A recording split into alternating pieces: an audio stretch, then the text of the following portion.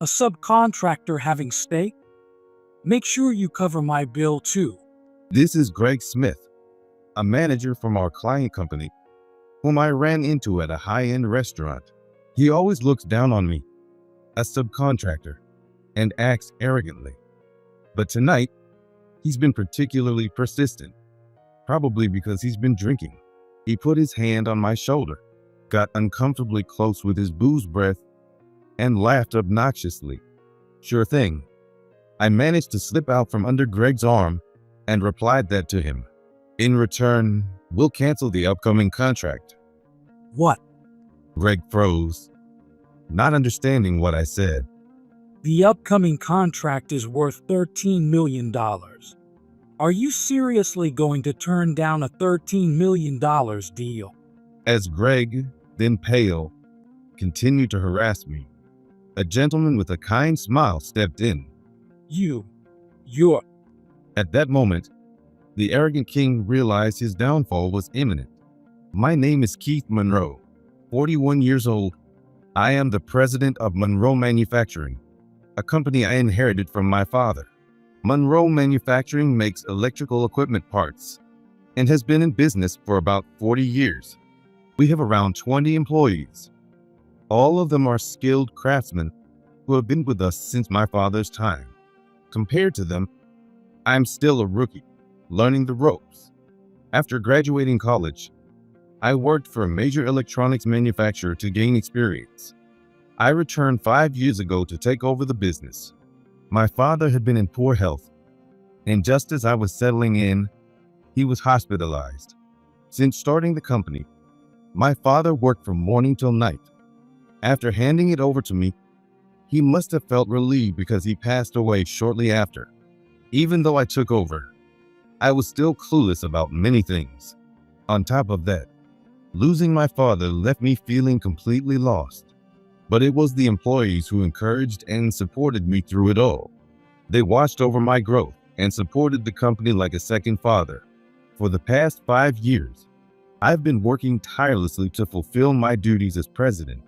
When my father was around, our clients were friendly. But as soon as they dealt with a young president, they started to try taking advantage of us. Dealing with such clients was challenging. But whenever that happened, Ken Thompson, the company's most senior employee and my father's right-hand man, would back me up and give a stern look. I'm relatively small and often come across as timid. My wife often says she married me because I seemed kind and unlikely to cheat. Ken, on the other hand, is 65, but he's tall, has a sharp face and piercing eyes, and speaks in a calm but commanding manner, which intimidates others.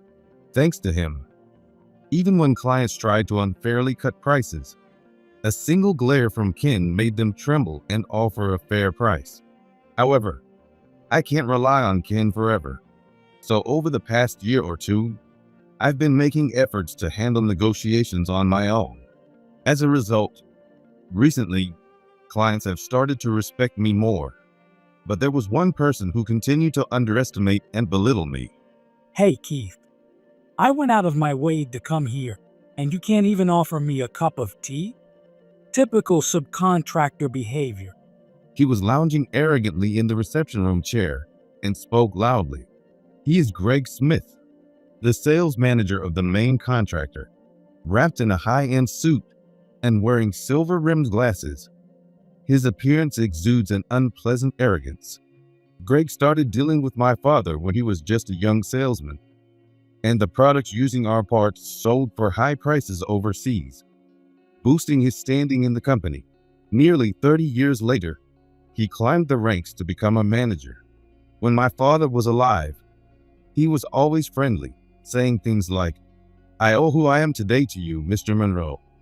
But as soon as I took over, his attitude changed completely, and he began to look down on me. Still, whenever Ken was around, Greg showed some restraint. But when I was alone, he always acted condescendingly. "We keep you in business, kid. Don't forget that." He'd mockingly call me kid and belittle me. Subcontractors should show more respect to the main contractors. Got it? As I brought the tea and sat back down in front of Greg, he glared at me and sneered. Yes, I'm sorry. Knowing it wouldn't help to argue, I smiled vaguely and answered. Do you realize how special it is that I'm here? A manager like me usually doesn't visit subcontractors. Yes, I appreciate you coming all the way here, I answered seriously. But it was true that recently, a mid-level salesperson had been handling our account. So Greg coming here was unusual. So what brings you here today? When I asked, Greg, as if waiting for this moment, began to speak eagerly. I've got something good for you today. A new order. His sly smile was unsettling, but I decided to hear him out about this new order. Thank you very much. What does this new order entail? Here it is. He pulled out some documents from his bag as he said that. I flipped through them, and they appeared to be design plans for parts that we could handle. Yes, this seems doable. By the way, what about the deadline and the amount? As I started to ask, Greg interrupted loudly. Great. You said it's doable. So, the deal is sealed. He then waved the contract in front of me, saying, Sign this. I was shocked when I looked at it. The deadline was in 3 days, and the amount was half of our usual rate. Mr. Smith, this is a bit. The amount aside, we can't meet the deadline in 3 days. When I said that, Greg's face turned stern. What? You just said it was doable. Are you lying to the main contractor? No, I said it seemed doable, but I didn't agree to it. Feeling exasperated, I gently denied it. But Greg glared at me, breathing heavily. Don't get cocky. I could shut down this tiny company with just a word. He threatened me in a low voice.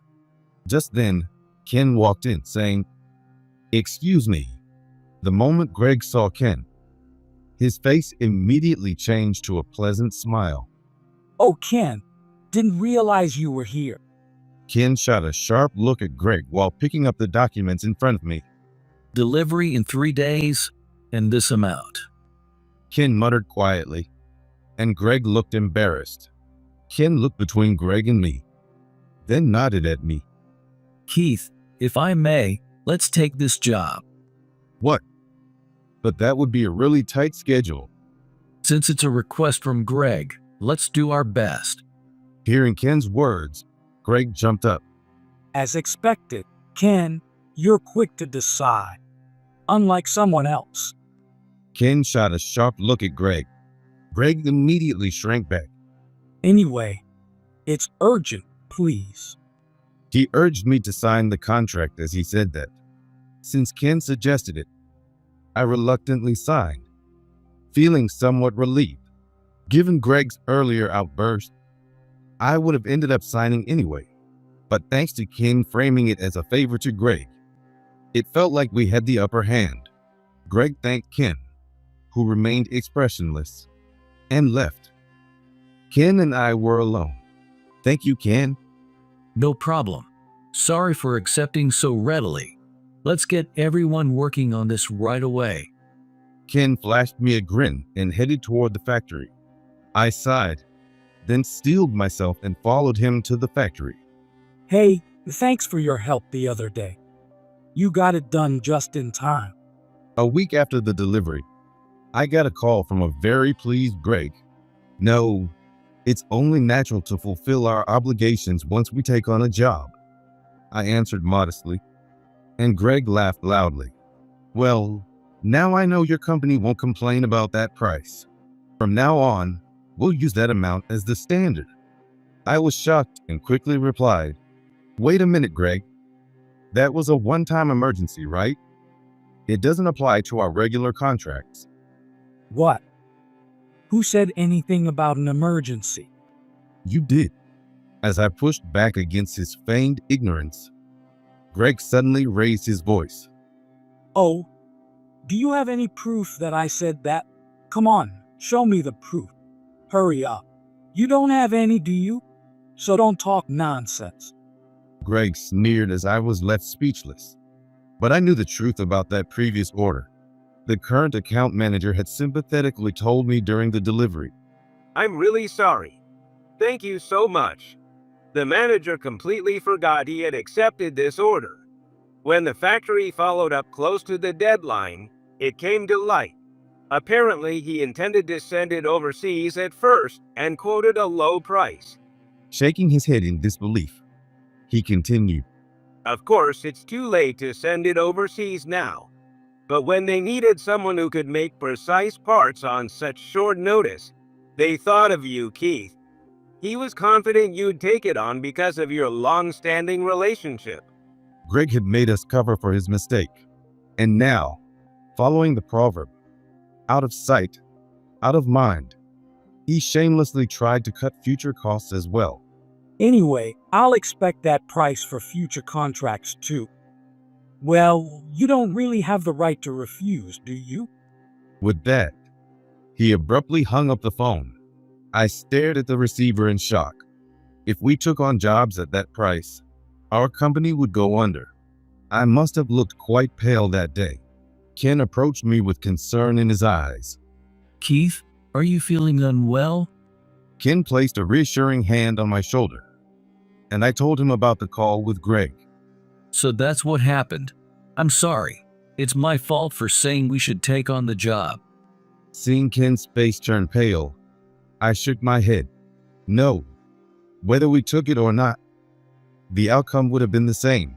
If we had refused, he would have said no to future contracts. I laughed weakly, and suddenly Ken grabbed my shoulders firmly. Keith, I have an idea. Would you trust me to handle this? His intense gaze left me no choice but to nod vigorously. What's your plan, Ken? Well, it's... Ken began to speak with a confident smile. As I listened, I nodded deeply in agreement. About 10 days later, I found myself in a high-end restaurant. It was my first time there, but it was the town's most prestigious restaurant, with an impressive ambience and excellent food and drinks. The conversation with my dinner companion was going well, and in high spirits, I excused myself to use the restroom.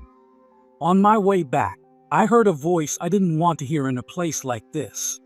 I turned around, feeling uneasy, and sure enough, there was Greg. He looked quite drunk, his face flushed. When I gave a silent nod and tried to leave, he grabbed my arm firmly. Hey, subcontractor. Ignoring me, the manager of the main contractor. You've gotten pretty full of yourself, haven't you? He was unsteady on his feet, but his grip on my arm was surprisingly strong. If I tried to shake him off, he'd probably fall, so I had no choice but to face him. Greg, I'm here on personal business today. I said that politely to him, but his face twisted. Oh, personal business. What, you making enough money to afford a high-end steak dinner? Or are you mooching off someone? Yeah, that's it. No way a guy like you could afford this steak otherwise. He pointed at me while laughing and throwing out insults. He was clearly a mean drunk.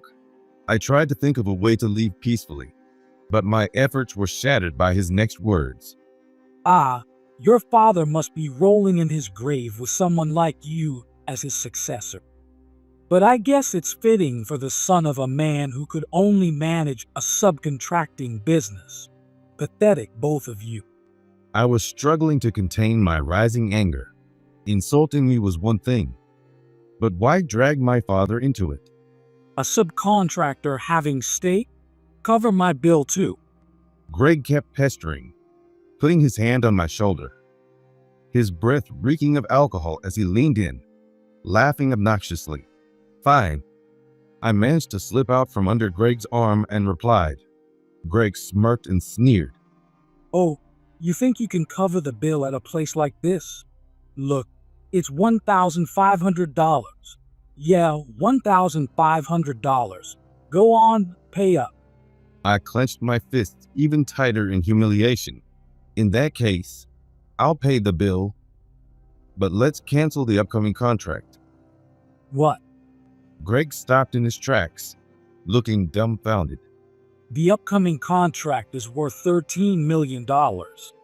Are you seriously going to turn down a $13 million deal? Finally grasping what I said, Greg shouted that in a panic. That's right. A clear voice sounded from behind Greg. What? Mind your own business. Greg turned around, glaring suspiciously at the person. You. His face, which had been bright red, began to turn pale. I'm sure you are Greg Smith. It's been a while.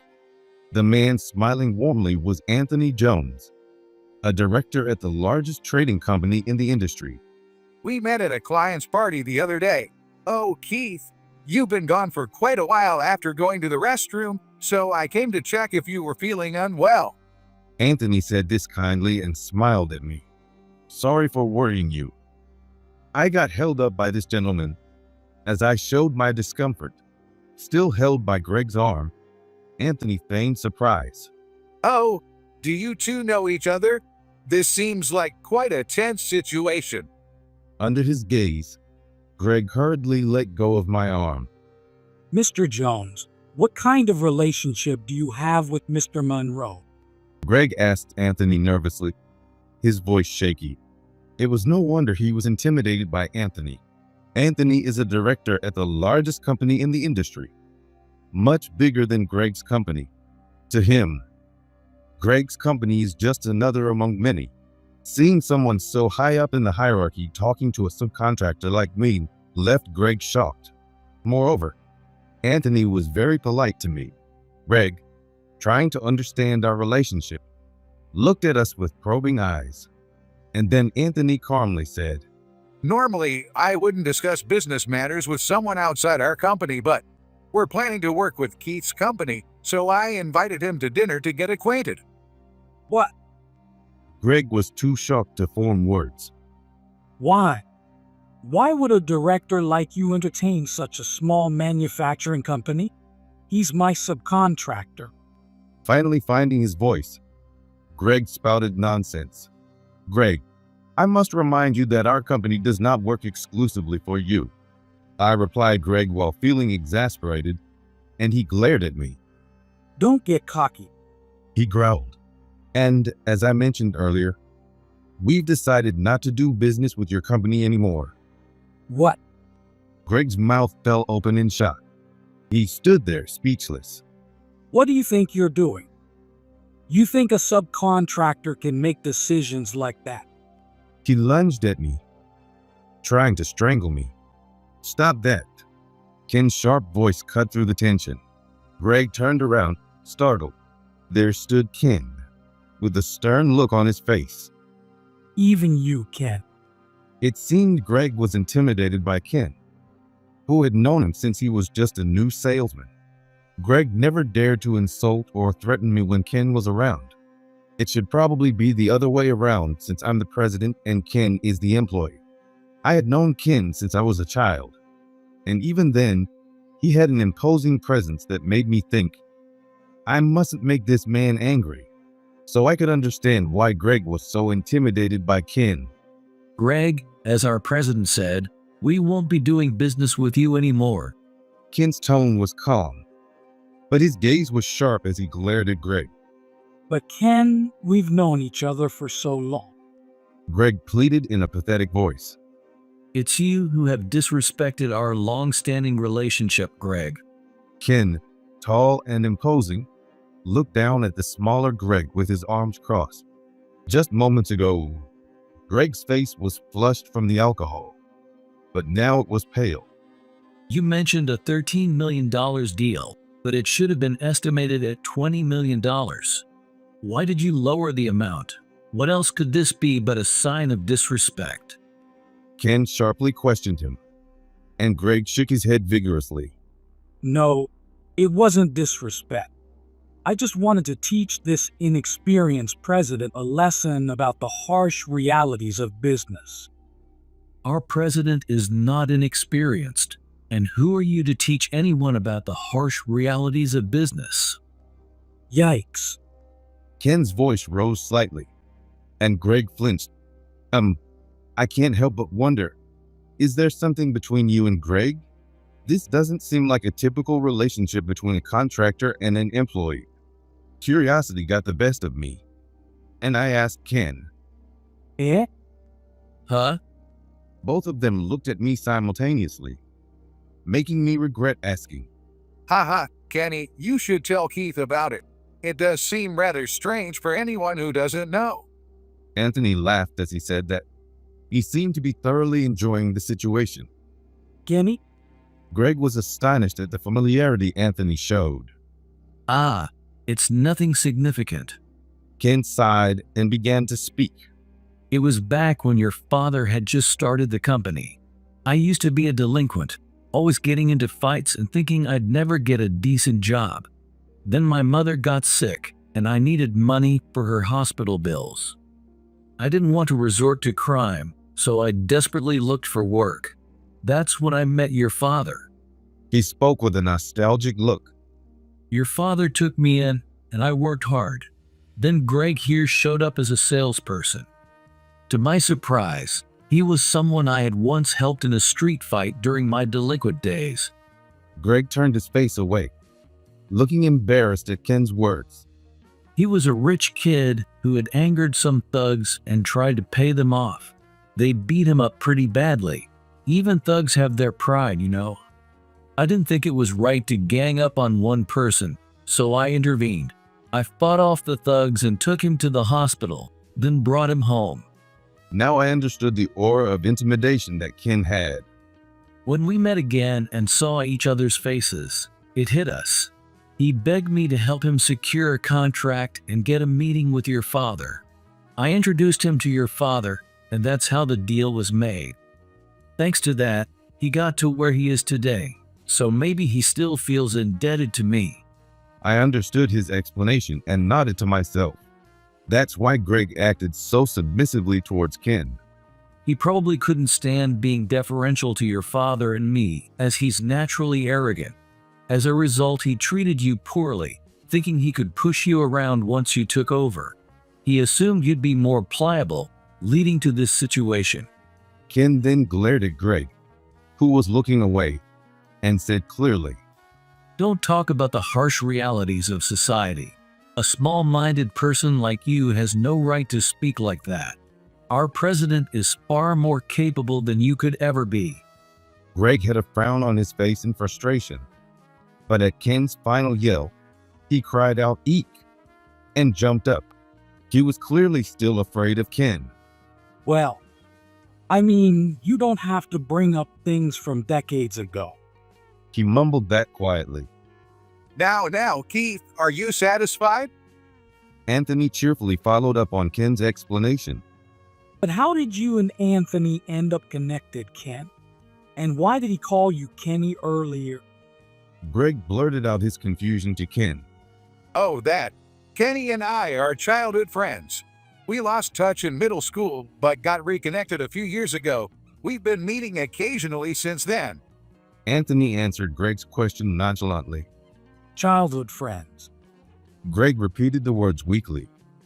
Anthony went to a prestigious private school for middle school and then to Harvard. I thought we lived in different worlds, but when we talked, I realized he hadn't changed at all. Unlike someone here, he never bragged about being an elite. Ken's sarcastic remark hit home, and Greg looked down. So, you got the contract just because you knew each other from childhood? Still not giving up, Greg muttered complaints. At our age, it doesn't matter what college you went to. What matters is how you've lived your life. Isn't that right? Anthony glared at Greg as he said that. Kenny is a top-notch engineer now. I wouldn't give him a contract just because he's a friend. And you still don't understand the true value of Monroe Manufacturing, do you? The true value? Exactly. After all these years, you still don't know the kind of work they do? Mr. Jones shook his head, truly exasperated. From what I've heard, Keith is a highly skilled engineer. Since he took over the company, he has obtained several patents. The company may not be large, but it has skilled craftsmen and the flexibility to meet various demands. I'm planning to have them supply parts for our products in an upcoming deal worth about $50 million. Greg gasped at Anthony's words. If our negotiations with Anthony's company go well, it could lead to more significant deals in the future. Not only that, but being recognized by Anthony Jones would skyrocket our company's reputation.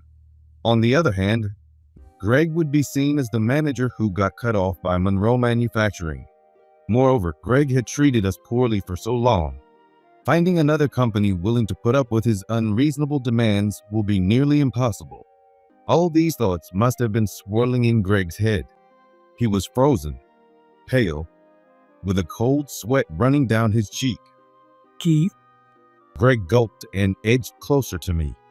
A creepy smile was plastered on his face. Yes, what is it? I replied reluctantly, and suddenly Greg clung to my legs. I deeply apologize for all my past rudeness. Please, I beg for your forgiveness. He clung to my legs tightly, refusing to let go. Please stop. You might not realize, but this is a high-end restaurant. If we cause a scene, they'll throw us out. I was bewildered, but Greg clung to me even tighter. No, I won't let go until you forgive me and promise me not to cancel the contract. What will it be? Greg, with his hair disheveled, looked terrifying.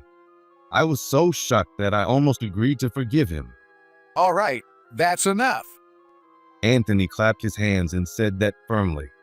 Greg, let's stop this cheap act. By the way, you might not know this, but I am quite close with your company's president, and I've recorded this entire conversation. I wonder what your president will say when he hears it. No way. Anthony was cheerful as he said that, and Greg's body went limp. Taking advantage of the moment, I stepped away from Greg. Greg, in today's world, it's unacceptable for a main contractor to look down on a subcontractor. It's thanks to the hard work of subcontractors that we can create our products. I want to keep the U.S. at the forefront of technology with these talented people. Anthony's calm words made Greg slump. Are you saying I was wrong? Me?